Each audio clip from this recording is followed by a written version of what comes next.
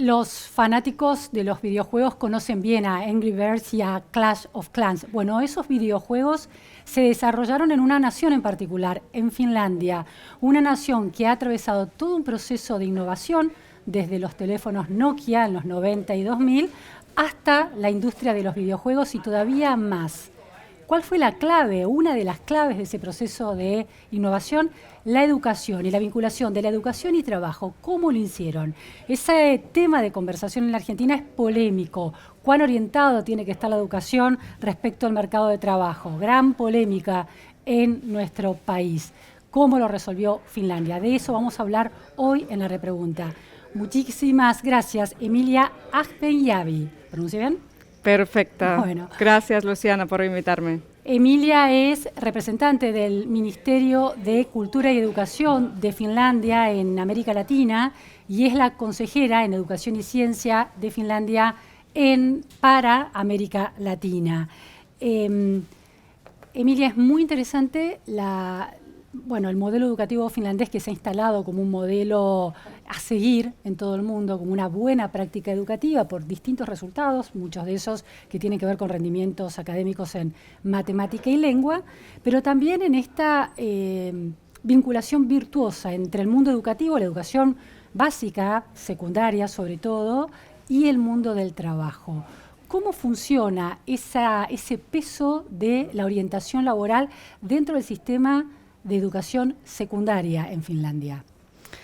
Bueno, ciertamente en la educación secundaria superior, en la parte vocacional, la demanda, los requerimientos del mundo del trabajo son imperativos en cuanto a la organización de la formación, los contenidos y las competencias que se requieren de los estudiantes.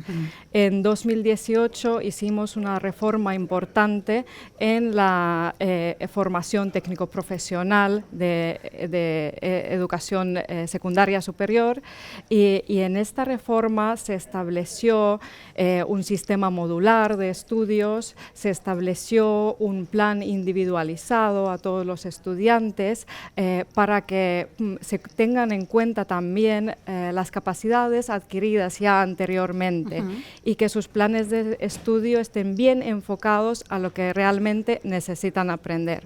Asimismo, los representantes del mundo laboral están completamente insertados en el proceso formativo y también en los momentos en que se muestran las capacidades adquiridas en los estudios. Me interesa mucho volver en unos minutos a esa descripción del sistema vocacional de educación, pero no todos tenemos claro exactamente cómo se bifurcan los caminos posibles que un estudiante que termina la educación que en la Argentina llamamos primaria, en Finlandia se llama ¿cómo es Comprehensive School?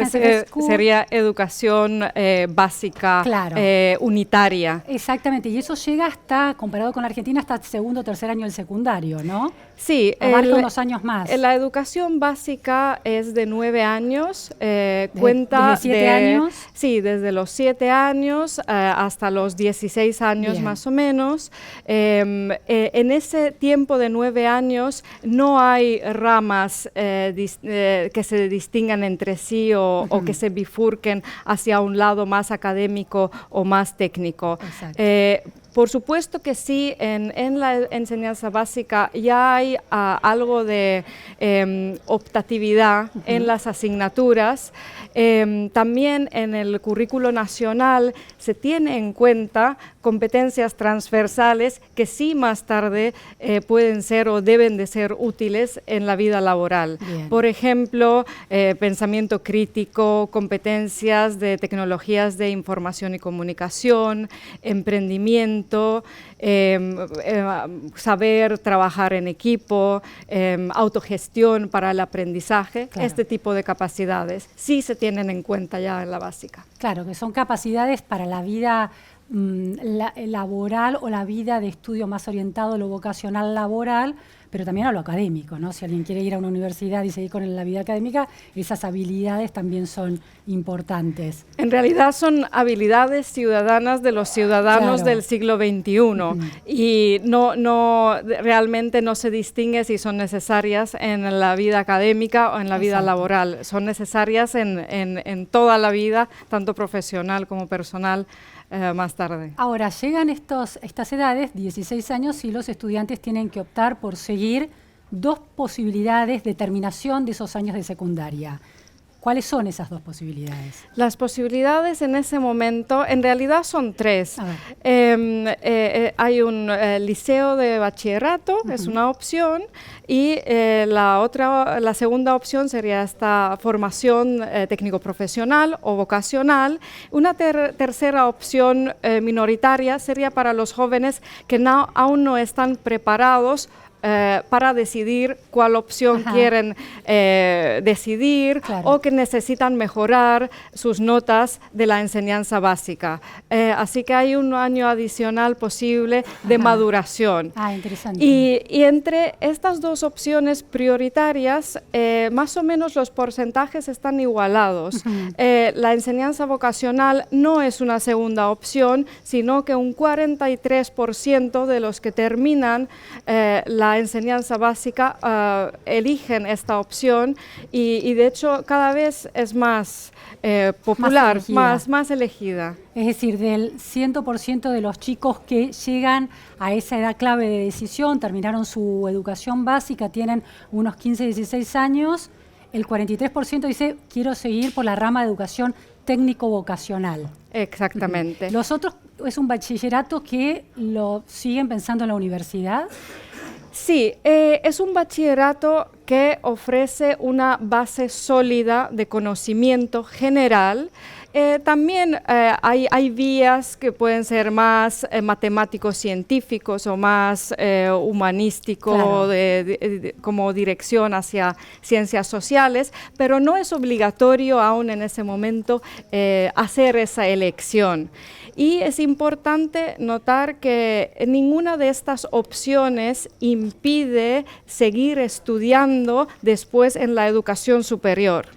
El planteamiento dentro del sistema educativo finlandés es que nunca hay callejones sin salida, sino que en cualquier momento de vida y de la carrera profesional se puede seguir estudiando y mejorando las competencias que esa persona necesite en ese momento. De alguna manera aquel chico que decide seguir una vía de terminación de esos años de secundario en la formación técnico-vocacional no tiene vedado pasarse a una carrera universitaria menos vinculada con el mundo laboral, el mercado de trabajo. Exactamente. De manera directa, ¿no? Exactamente. Como Hay diferentes vías para seguir en la educación superior. Y también estas dos opciones están interconectados. Los chicos que están en enseñanza vocacional, por ejemplo, podrían optar por clases de matemáticas en los liceos de bachillerato, si están apuntando a una carrera de ingeniería, por ejemplo. Una universidad de ciencias aplicadas. Exactamente. Está bien. Sí, pero la vía vocacional no impide el acceso a universidades científicas. Obviamente las universidades tienen un proceso de selección y todos los estudiantes tienen que pasar por esos procesos un de examen selección. de matriculación, ¿no? Es esto al final del secundario. Exactamente. Eso sigue, es muy interesante.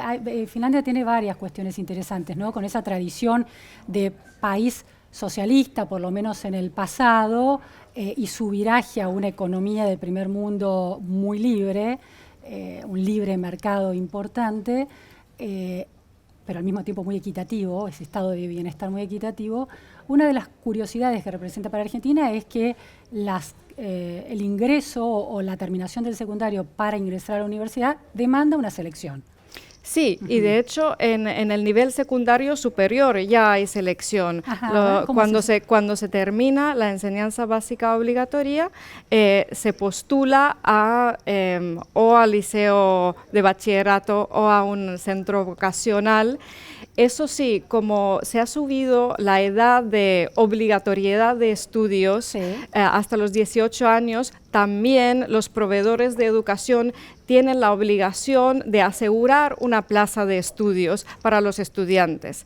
Pero esta selección significa que no siempre el estudiante consigue la plaza que estaba buscando. El lugar en la escuela en la que querría estar. Exactamente. Tiene asegurado un lugar, pero no necesariamente en la escuela en la que querría estar. Exactamente. Porque es obligatorio. Muy interesante eso. ¿Esto es nuevo, la decisión de poner un examen en la terminación de lo que nosotros llamaríamos de alguna manera la escuela primaria? Se parecería un poco a eso, y en Finlandia es la escuela básica, que supone unos años más, hasta 12, 13 años. Eso es hasta los 15, me dijiste, ¿no? Hasta los 15 años. La enseñanza básica obligatoria normalmente se termina en el año que el estudiante cumple 16 años. 16.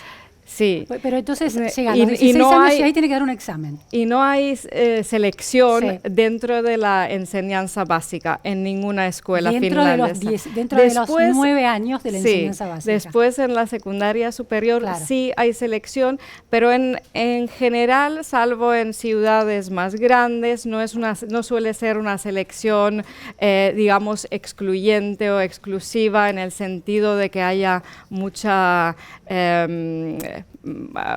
competición por las plazas existentes. Pero es al terminar la escuela básica, los 16 años, cuando terminan la escuela básica, para entrar a la secundaria superior, ahí hay una selección que define el lugar al que vas. Y después una selección para entrar a la universidad. En un sistema muy equitativo. Es muy, bueno, es muy contracultural para la idea de consideramos que la equidad se establece en la educación inicial, infantil, y en la educación básica. Allí es donde se establecen las bases para poder estudiar después en la secundaria superior y en la educación universitaria terciaria. Sí, el argumento sería que porque está garantizada la equidad, competir por las plazas o competir por los lugares universitarios es justo, es visto como socialmente justo. Exactamente, y todos los estudiantes pueden contar con subvenciones económicas para poder estudiar tanto en la secundaria superior como en las instituciones de educación superior. Emilia, una pregunta antes de ir a las cuestiones más específicas de educación y trabajo es, aquellos estudiantes, las carreras universitarias son muy restrictivas, sabemos que la carrera docente es solamente de quienes aplican para hacer seguir la carrera de docente para primaria o secundaria en el mundo universitario, tiene una aceptación del 10%, ¿no? Entonces, los estudiantes que quedan fuera del ingreso efectivo a la universidad, ¿qué hacen con sus vidas? Porque es muy restrictivo el ingreso. Sí, normalmente los estudiantes después de la secundaria superior empiezan a preparar su examen de ingreso a la universidad o universidad de ciencias aplicadas.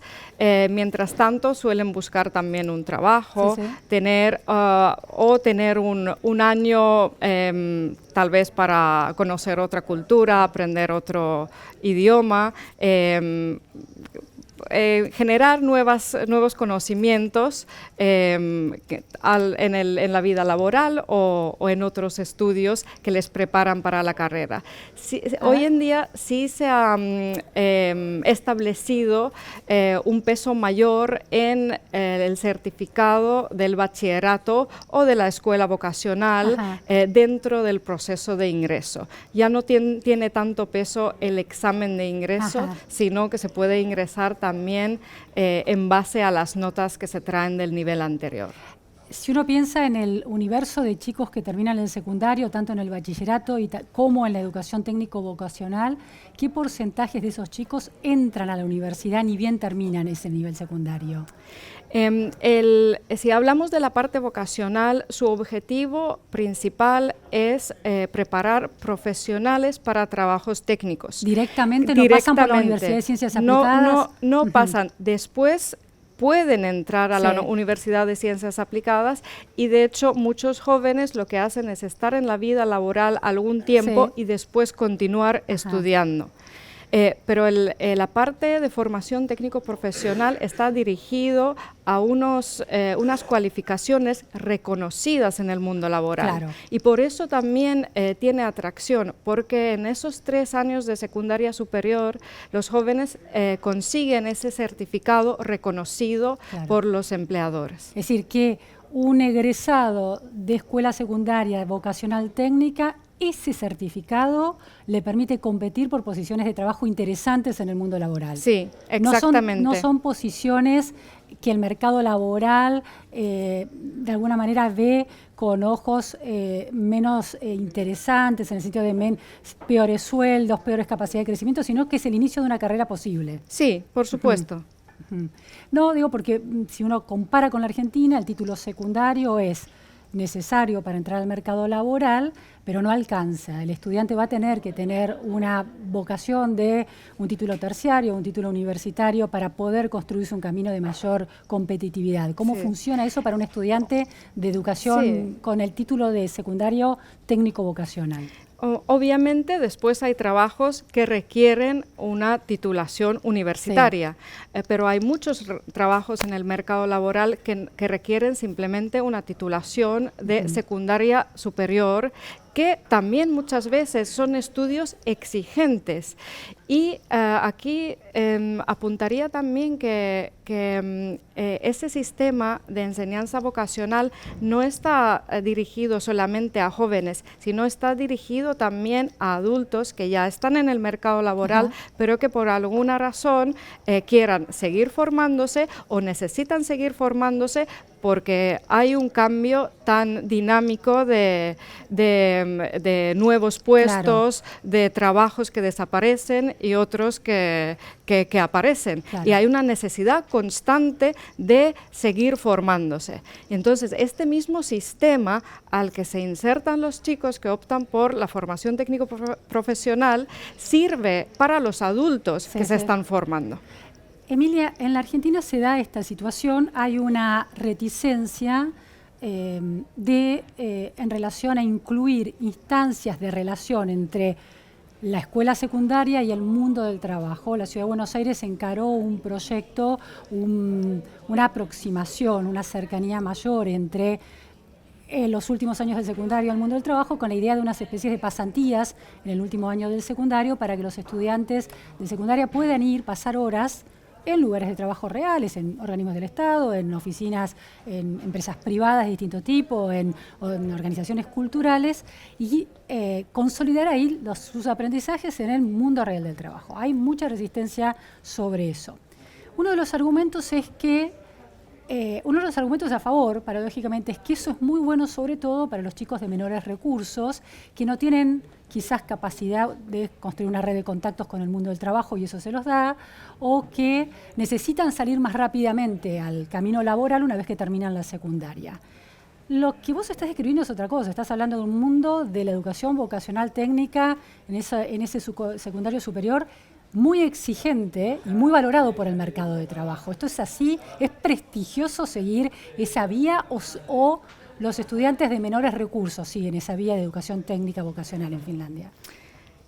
Bueno, en ese planteamiento hay varias preguntas, pero primero, en cuanto a estudiantes de menores recursos, por ejemplo, por los estudios de OECD, sabemos perfectamente que el origen socioeconómico y sobre todo la formación que tienen los padres de un estudiante inciden en su capacidad y en sus decisiones sobre los estudios. Sí. Sin embargo, esta incidencia en Finlandia es de los menores dentro de los países de la OECD. Ahora, sí, hay dentro de ese grupo que elige la opción técnico-profesional, sí, también hay estudiantes de familias de menores recursos, pero no es solamente una opción para ellos. Perfectamente es una opción para estudiantes que quieren obtener una cualificación profesional reconocida en el mundo laboral lo más rápido posible y tal vez después plantear si quieren seguir estudiando una carrera en la educación superior. supongamos que un estudiante de secundaria técnica vocacional tiene su título de secundaria y se postula para una posición, compite con un estudiante que esté haciendo una carrera en la Universidad de Ciencias Aplicadas o en una institución de nivel superior no universitaria, técnico vocacional, y compite con desventajas. Sí, en algunos casos podría ser, pero no tiene por qué ser así, porque está postulando por profesiones a los que ha recibido una cualificación. Claro. Pero el mercado de trabajo se lo reconoce como alguien que está a la altura de esa competencia. Todas las cualificaciones están completamente reconocidos por el mercado laboral y los representantes del mercado laboral están incluidos, insertados en el proceso formativo y en las muestras de las capacidades adquiridas. Ajá.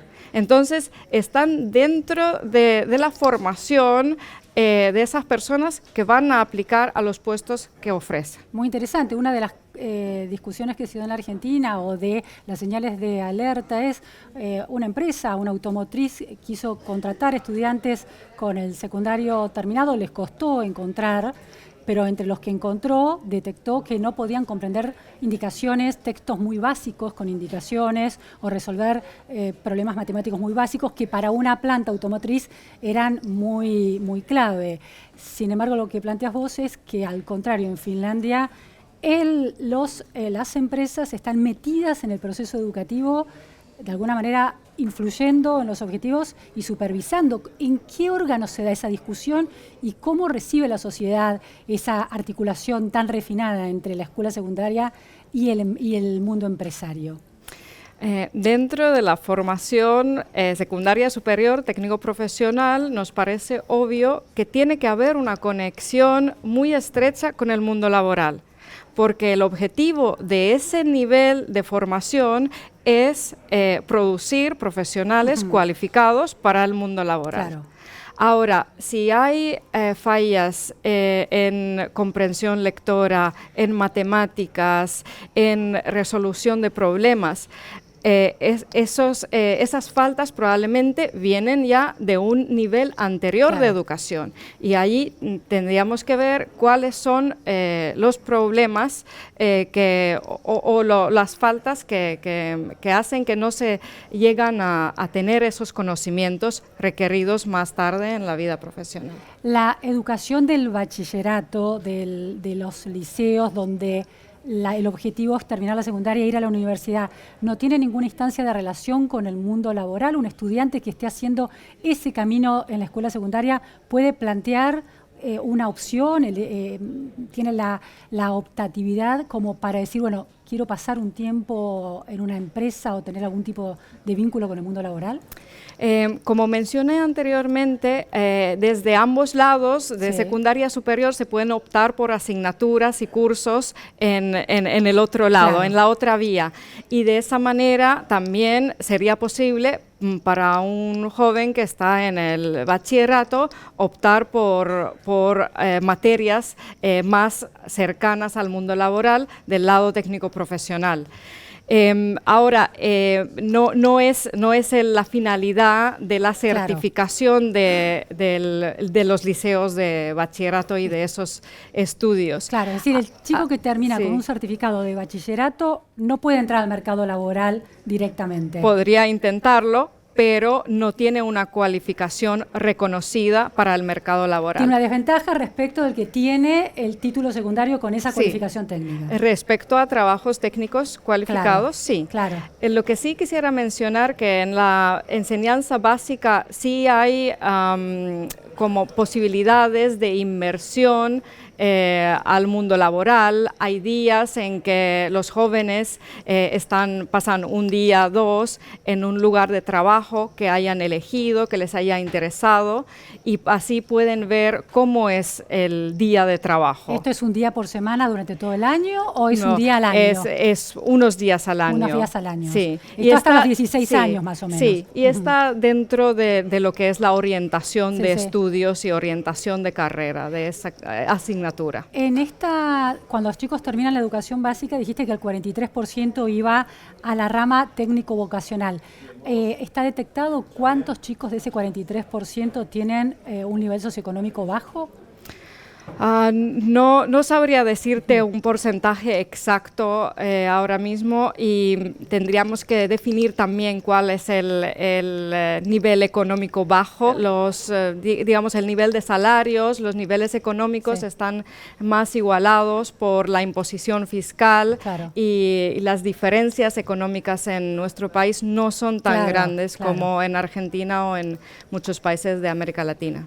En términos del prestigio que la sociedad le da a cada uno de esos títulos, el secundario del bachillerato para ir a la universidad o el secundario con la certificación para el mercado de trabajo, ¿cómo se ve? Es decir, ¿cuál es la posesión más deseada, ¿no? Bueno, el prestigio es un tema también en educación, ¿no? Sí. Tradicionalmente, lo que es el título de bachiller que se obtiene desde los liceos de bachillerato ha sido algo muy apreciado en la sociedad, algo que los padres desean que sus hijos obtengan, y porque significaba ese acceso a la universidad. Hoy en día creo que tenemos una postura más práctica respecto a este tema. No es tan especial o tan particular tener el título de bachiller como tal vez era antiguamente, y por eso se ve que ambas opciones son apreciadas y se ven como una buena opción para los jóvenes. Emilia, para terminar, quiero meterme un poquito dentro de el modo en que se lleva adelante esa articulación, educación, trabajo en estos años finales de la secundaria. Hay un índice muy interesante del Worldwide Education for the Future Index, índice de educación global para el futuro. Finlandia está puesto como liderando el ranking de 50 países, le siguen Suiza, Nueva Zelanda, Suecia, Canadá, y plantea que es de las naciones que con su sistema educativo ha sido más inteligente para el desarrollo de las habilidades futuras que se necesitan para un mercado de trabajo atravesado por la revolución tecnológica, la cuarta revolución tecnológica.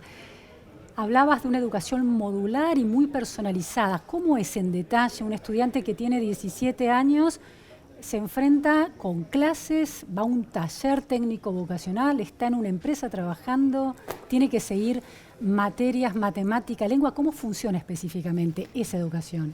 Sí, la formación técnico-profesional de nivel secundario superior empieza con la creación de un plan individualizado de aprendizaje.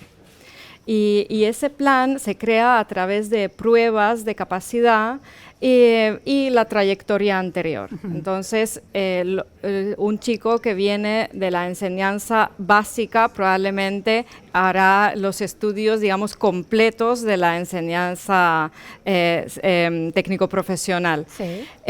Siempre cuentan con orientadores de estudios que les ayudan a crear ese plan.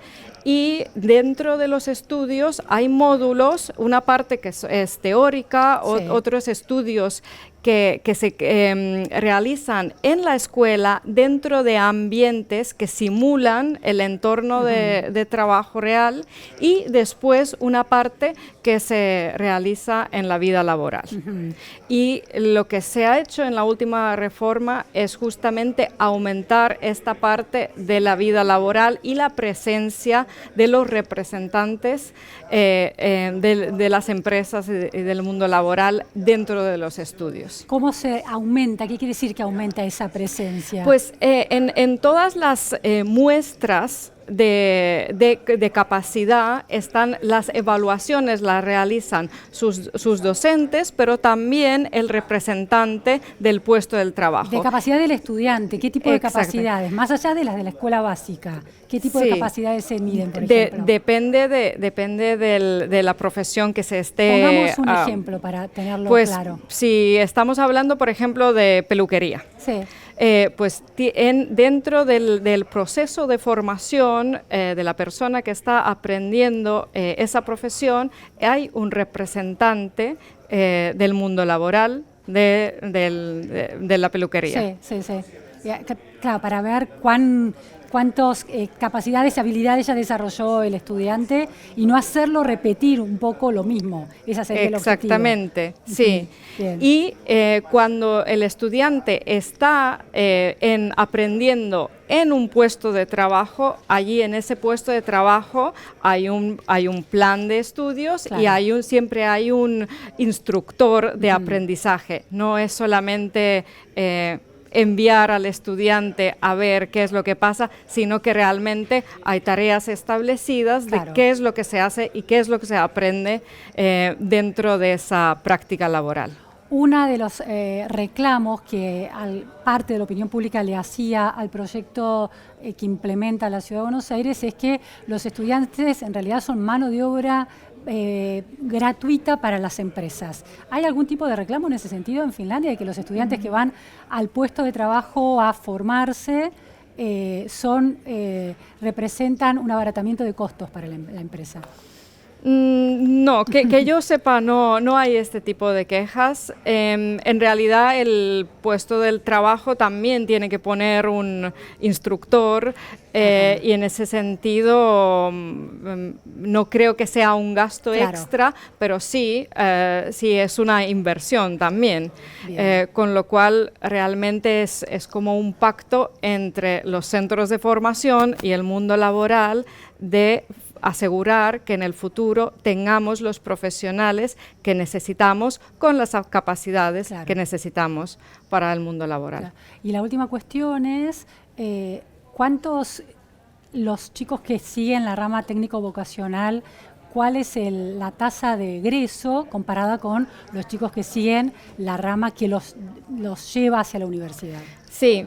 Es mayor la tasa de deserción en el lado técnico profesional, está en torno al 12%. Ajá. Y en el lado es algo menos de 2%. ¿Y tienen algún análisis de los motivos?